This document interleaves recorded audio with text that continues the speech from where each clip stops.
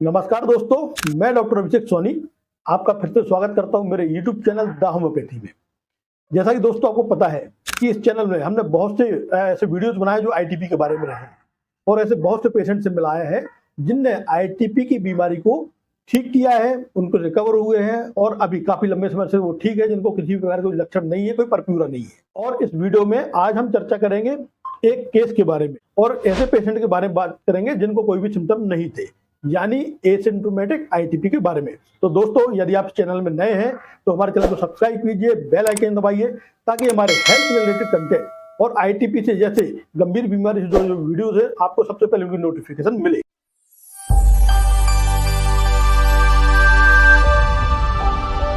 दोस्तों, आज हम बात कर रहे हैं एसिम्प्टोमेटिक आईटीपी की। जैसा कि मैं पहले वीडियो में बता चुका कि एसिम्प्टोमेटिक आईटीपी वो आईटीपी होती है जिसमें किसी प्रकार के कोई लक्षण नहीं होते हैं, कोई कॉम्प्लिकेशन भी उनमें नहीं देखे जाते हैं, पर फिर भी जब उनकी प्लेटलेट्स लगातार कम बनी रहती है तो या तो उनमें थकान या कुछ हल्के फुल्के परप्यूरा जैसे लक्षण देखे जाते हैं। और आज हम एक ऐसे पेशेंट के बारे में चर्चा करेंगे जिनको एसिम्प्टोमेटिक आईटीपी था, वो कैसे उन्हें धीरे धीरे उनकी प्लेटलेट बढ़ना चालू हुई है और आज वो काफी अच्छे हैं, उनको जो थकान थी वो भी खत्म हो चुकी है और प्लेटलेट भी अभी नॉर्मल आ चुकी है। तो आज हम चर्चा करेंगे एक ऐसे केस के बारे में जो कि है मिसेज रचना के बारे में। इनको क्रॉनिक आईटीपी थी जो कि एसिम्प्टोमेटिक थी। इनको ना तो कोई ब्लीडिंग थी, ना इनको हैवी मेंसेस थे, ना स्टूल, यूरिन या फिर नेजल ब्लीड भी नहीं था, यानी इनको कभी नाक या मसूड़ में से भी खून नहीं आया है।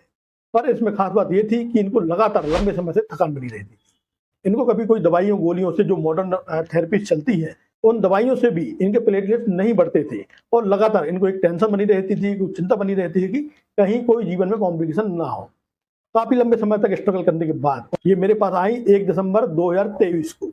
उसके पहले जब इनने नवंबर में जांच करवाई थी उस टाइम पे इनके प्लेटलेट थे 30,000। हमने इनकी दवाई कॉन्स्टिट्यूशनल दवाइयाँ चालू की, साथ ही हीमोडायनेमिक मेडिसिन प्रिपेयर की और लगभग 1 महीने में जब उनकी 29 दिसंबर को जांच करवाई गई तो जांच में प्लेटलेट 84,000 निकले, जो कि पहले से काफी बढ़ चुके थे। फिर हमने दोबारा इनकी केस स्टडी की। जब उनके प्लेटलेट बढ़ गए तो हमने जो हमारी मेडिसिन थी उनकी पावर बढ़ा के फिर उनको यूज किया। 1 महीने के बाद जब 6 फरवरी को उनका प्लेटलेट की जांच करवाई तो उनके प्लेटलेट 1,71,000 पाए गए, यानी कि उनके प्लेटलेट बिल्कुल नॉर्मल हो चुके हैं।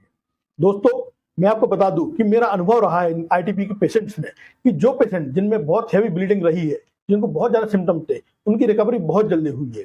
पर मैं ये जो केस आपसे डिस्कस कर रहा हूँ ये एक ऐसा केस है कि जो एसिम्प्टोमेटिक होने के बाद भी जिसमें रिकवरी बहुत अच्छी देखी गई है और उम्मीद करता हूँ कि ये पेशेंट हमेशा इसी तरह से इनके प्लेटलेट नॉर्मल रहें और इनको आगे कोई भी कॉम्प्लिकेशन ना हो। तो अब हम बात करते हैं हमारे होम्योपैथिक ट्रीटमेंट की। हम क्या ट्रीटमेंट देते हैं? हम पेशेंट को ऐसी कोई भी दवाई नहीं देते हैं जो कि प्लेटलेट्स बढ़ाती हो। हम प्लेटलेट्स के प्रोडक्ट्स पे काम नहीं करते हैं। हम काम करते हैं आपके बॉडी के इम्यूनिटी की जो कंफ्यूजन क्रिएट हुई, जो कंफ्यूजिंगली आपके जो बॉडी की डिफेंस मैकेनिज्म है जो आपके प्लेट को डिस्ट्रॉय करती है, हम उस बॉडी की टेंडेंसी को चेंज करने की कोशिश करते हैं। उसमें सबसे बड़ी भूमिका होती है कॉन्स्टिट्यूशनल मेडिसिन की और साथ ही हमारे द्वारा बनाई हुई हीमोडायनेमिक मेडिसिन की। जब ये दोनों दवाइयाँ और जरूरत पड़ने पर सिम्प्टोमेटिक दवाइयाँ हम देते हैं तो डेफिनेटली बहुत से ऐसे पेशेंट होते हैं जिनको जल्दी रिकवरी मिल जाती है और ऐसे रिजल्ट मिलते हैं जो हमने आज देखे। दोस्तों, जैसा कि आपने देखा कि इन जब दवाइयों का प्रयोग करते हैं तो किन्हीं केसेस में रिकवरी बहुत जल्दी मिल जाती है, पर ये जरूरी नहीं है कि रिकवरी हमेशा जल्दी ही हो। रिकवरी किन्हीं केसेस में लेट भी होती है। यदि प्लेटलेट्स ठीक आ भी जाती है तो भी हम ट्रीटमेंट को कुछ लंबे समय तक चलाते हैं ताकि इस बीमारी का रिकरेंस ना हो, ये बीमारी आपको दोबारा ना हो, दोबारा आपके प्लेटलेट्स कम ना हो। दोनों स्थितियों में चाहे आपके प्लेटलेट जल्दी बढ़ गए हों या कुछ समय बाद बढ़े हों, दोनों स्थितियों में ट्रीटमेंट जो है थोड़ा लंबा चलता है ताकि आपकी जो बीमारी की टेंडेंसी है उसको पूरी तरह से ठीक किया जाए और आपकी बार बार प्लेटलेट्स कम ना हो या भविष्य में ऐसे चांसेस ना हो कि आपके प्लेटलेट्स कम हो। तो दोस्तों, इस वीडियो को अधिक से अधिक शेयर कीजिए, हमारे चैनल को सब्सक्राइब कीजिए ताकि आपको इस प्रकार के जो होम्योपैथिक के अमेजिंग पावर्स हैं और जो हमारे हेल्थ रिलेटेड कंटेंट है, खास करके ऐसी बीमारियों की जो दुर्लभ है, जो ठीक नहीं होती, जिनको इनक्योरेबल कहा जाता है, उसके बारे में आपको जानकारी मिलती रहे। तो दोस्तों, आपका बहुत बहुत धन्यवाद। यदि आपकी कोई क्वेरीज हैं तो हमें कमेंट करके यूट्यूब या व्हाट्सएप के जरिए पूछिए, हम आपकी बात को जरूर जवाब देंगे।